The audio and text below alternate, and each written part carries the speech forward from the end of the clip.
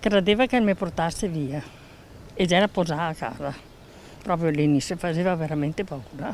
Perché era baltabagi, ha fatto un disastro. 20 minuti d'inferno, quelli vissuti dagli abitanti di Bolzano Vicentino, il comune più flagellato dalla violenza del nubifragio di questa mattina. Tra le 8 e le 8:20 l'intensità di grandine e forti raffiche di vento hanno gettato la cittadina nel caos. Basta guardare i danni che si sta portando via un pochettino tutto quanto. Una quarantina di alberi sradicati, tra cui i 2 pini secolari che vi mostriamo, che hanno sfondato il tetto della Casa degli Alpini di Via Roma, la sede delle associazioni, vuota a quell'ora.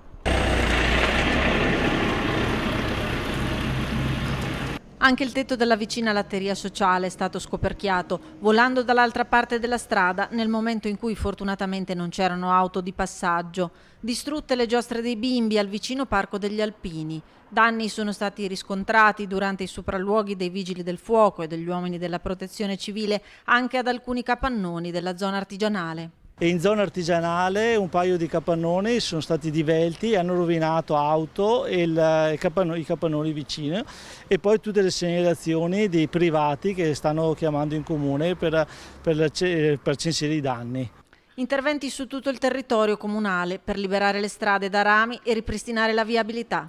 Abbiamo attivato il COC, sì, abbiamo chiamato la squadra della protezione civile Tesina, e l'ANA Tesina, scusate, ci sono i vigili urbani, il nostro manutentore e 2 ditte che stanno operando nel territorio.